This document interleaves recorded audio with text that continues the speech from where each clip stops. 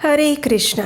भगवान श्री कृष्ण को समर्पित ये मार्गशीर्ष मास बस अब पूर्णाहुति की ओर अग्रसर हो रहा है और इसी मार्गशीर्ष मास की कथा श्रृंखला में भी हम इसके विभिन्न अध्यायों की पूर्णाहुति की ओर आगे बढ़ रहे हैं। हमारे इसी मार्गशीर्ष मास कथा श्रृंखला की पिछली कड़ी में हमने सुना था कि किस प्रकार भगवान श्री हरि ने ब्रह्मा जी के अहंकार को नष्ट किया, उन्हें अनेकों ब्रह्मांडों के ब्रह्माओं के दर्शन करवाए और अंत में भगवान श्री कृष्ण राधा रानी से कहते हैं कि अब वो उन्हें वो कथा सुनाएंगे जिस माध्यम से ब्रह्मा जी ने मोहिनी के श्राप से मुक्ति प्राप्त की थी। तो चलिए आज की इस अध्याय में हम इसी कथा का श्रवण करते हैं। भगवान श्री कृष्ण ने कहा, हे राधिके, गंगा देवी की उत्पत्ति होने के बाद सभी देवी देवताओं ने उसे मेरी माया समझकर उन्हें प्रणाम किया और फिर भगवान श्री हरि ने कृपा पूर्वक ब्रह्मा जी से कहा, हे चतुर्मुखधारी ब्रह्मा, उठिए, जाइए, आपका कल्याण होगा। आपको श्राप मिला है, इसलिए आप मेरी आज्ञा से इस गंगा नदी में स्नान करके पवित्र हो जाइए। हालांकि आप स्वयं पवित्र हैं और वे समस्त तीर्थ आप वैष्णव पति का स्पर्श प्राप्त करना चाहते हैं, लेकिन फिर भी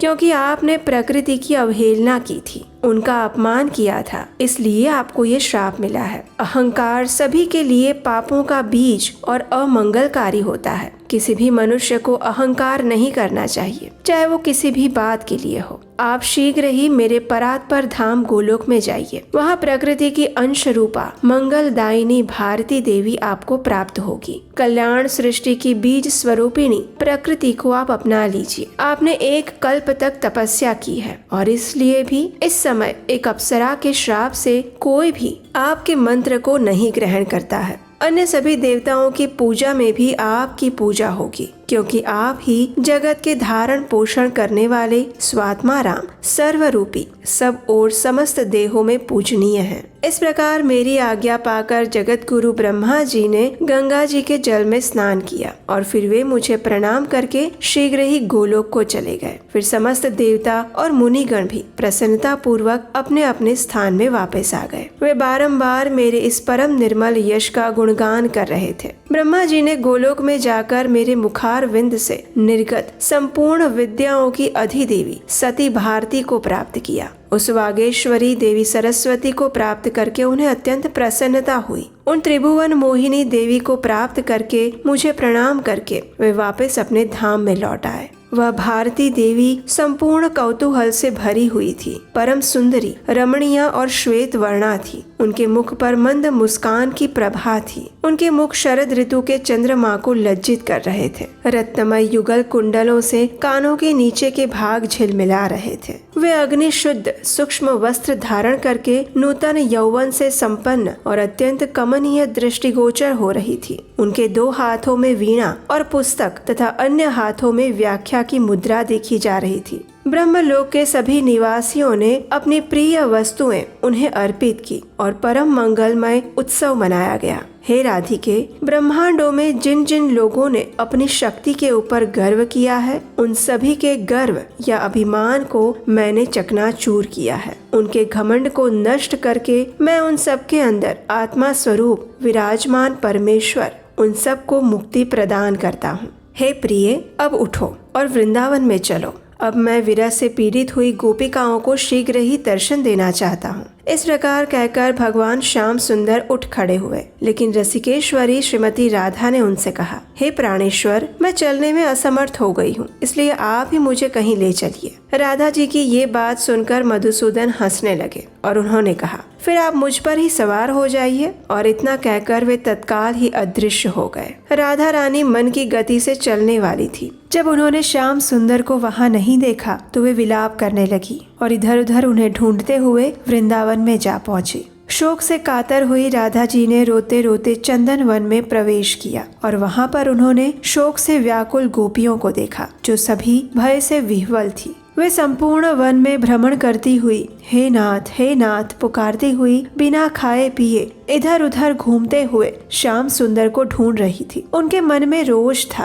प्रेम के वियोग से विवल राधिका ने उन सबको देखकर उन सभी से मलय वन में घटित समस्त वृत्तांत कह सुनाया और फिर वे सभी एक साथ मिलकर रुदन करने लगी। वे सभी अपने शरीर का त्याग कर देने के लिए तैयार हुई और उसी क्षण चंदन वन में पधार कर भगवान श्री कृष्ण ने राधा रानी और गोपियों को दर्शन दिए। अपने प्राणेश्वर को आया हुआ देखकर सभी गोपांगनाओं के साथ राधिका आनंद से मुस्कुराई। उनके शरीर पुलकित हो उठे और वो उनके पास दौड़ गई। सभी गोपांगनाएं प्रेम से विह्वल होकर रोने लगी। फिर वे सभी एक क्षण तक प्रसन्नता पूर्वक उनके गुणगान गाती रही और उसके बाद जो जो रमणीय और निर्जन वन थे उन सभी में गोपियां श्री कृष्ण के साथ कुतूहलता पूर्वक भ्रमण करती रही। इस प्रकार भगवान जनार्दन ने अपनी अनेक स्वरूप प्रकट किए और फिर से एक बार गोपियों के साथ रास क्रीड़ा की।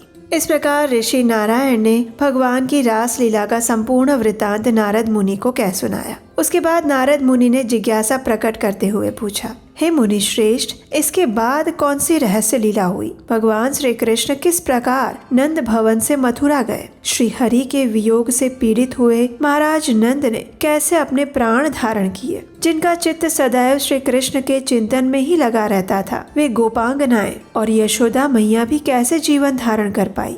श्री कृष्ण ने मथुरा में जाकर कौन कौन सी लीलाएं की और परम धाम गमन तक उन्होंने जो कुछ भी किया है वो सब कुछ आप बताने की कृपा करें। ये सुनकर श्री नारायण ऋषि ने कहा, हे महामुने, कंस ने धनुष यज्ञ नामक एक यज्ञ का आयोजन किया था। उसमें उस राजा का निमंत्रण पाकर भगवान श्री कृष्ण भी गए और राजा कंस ने श्री कृष्ण को बुलाने के लिए भगवान के ही भक्त अक्रूर जी को उनके पास भेजा था। कंस की आज्ञा पाकर अक्रूर जी नंद भवन में पधारे और श्री कृष्ण को उनके साथियों सहित मथुरा में लेकर लौट आए। मथुरा जाकर श्री कृष्ण ने कंस को मार डाला। एक धोबी को, चाणुर और मुष्टिक नामक मल्ल को तथा कुवल या पीढ़ हाथी को वे पहले ही काल के गाल में भेज चुके थे। कंस का वध होने के बाद श्री कृष्ण ने माता पिता और सभी भाई बंधुओं का उद्धार किया। श्री हरि ने कृपा पूर्वक एक माली को भी मोक्ष प्रदान किया और उसके बाद गोपियों के ऊपर करुणा आने से उन्होंने उद्धव जी को व्रज में भेजा और उन्हीं के द्वारा उन्हें समझाया, बुझाया और धीरज बांधी। उसके बाद उनका उपनयन संस्कार हुआ और फिर वे भगवान अवंती नगर उज्जैन में गए और वहाँ गुरु सांदीपनि मुनि से विद्या ग्रहण की। तत्पश्चात वापस आकर उन्होंने जरासंध को जीतकर यवन राज का वध किया और विधि पूर्वक उग्रसेन को राजा के पद पर बिठाया। समुद्र के निकट जाकर वहाँ पर उन्होंने द्वारिकापुरी का निर्माण किया और राजाओं के समूह को जीतकर वे रुक्मिणी देवी को हर कर ले आए। तत्पश्चात कालिंदी, लक्ष्मणा, शैव्या, सत्या, सती, जाम्बवती, मित्रविंदा और नागनजीति के साथ उन्होंने विवाह किया। तत्पश्चात भयानक संग्राम के द्वारा प्राग ज्योतिषपुर के नरेश नरक का वध करके उन्होंने 16,000 राजकुमारियों का उद्धार किया और उन्हें पत्नी रूप में अपनाकर उनके साथ विहार किया। इंद्रदेव को लीला पूर्वक परास्त करने के बाद पारिजात का उन्होंने अपहरण किया और फिर भगवान शंकर को जीतकर बाणासुर के हाथ काट दिए। अपने पौत्र अनिरुद्ध को छुड़वाया और फिर द्वारिका में आकर अपने आप को अपनी प्रत्येक रानी के महल में उपस्थित किया। वसुदेव जी के यज्ञ में तीर्थ यात्रा के प्रसंग से आई हुई अपने प्राणों की अधिष्ठात्री देवी श्री राधा के दर्शन किए और उसके बाद वे उनके साथ पुण्यमय वृंदावन में गए। भारत के उस पुण्य क्षेत्र में उन भगवान जगदीश्वर ने श्री राधिका के साथ फिर एक बार 14 वर्षों तक रास मंडल में रास क्रीड़ा की। उन्होंने नंद भवन में पूरे 11 वर्ष की अवस्था तक निवास किया था और उसके बाद मथुरा और द्वारिका में उन भगवान के 100 वर्ष व्यतीत हुए। उन दिनों में महापराक्रमी श्री हरि ने वहीं पर रहकर भूतल का भार उतारा था। इस प्रकार वे 125 वर्षों तक इस पृथ्वी पर रहे और उसके बाद गोलोक वृंदावन में चले गए। वहाँ उन्होंने मैया यशोदा और नंद बाबा को तथा बुद्धिमान वृषभानु और राधा रानी की माता कलावती को सामीप्य मुक्ति प्रदान की। श्री कृष्ण और गोपियों के साथ राधा ने कौतूहलवश प्रत्येक युग में वेद वर्णित धर्म का सेतु बांधा। हे महामुने, इस प्रकार मैंने संक्षिप्त में आपको श्री कृष्ण का संपूर्ण रम्य चरित्र कह सुनाया है, जो कि धर्म, अर्थ, काम और मोक्ष प्रदान करने वाला है। ब्रह्मा जी से लेकर कीट तक संपूर्ण जगत नश्वर है, इसलिए तुम परम आनंदमय नंद नंदन का आनंद के साथ भजन करो। वे स्वेच्छामय परब्रह्म परमात्मा परमेश्वर अविनाशी अव्यक्त भक्तों पर कृपा करने के लिए ही शरीर धारण करने वाले निर्गुण, निराकार और निरंजन हैं। वे साकार स्वरूपा परम भगवान श्री कृष्ण को मैं नमस्कार करता हूँ।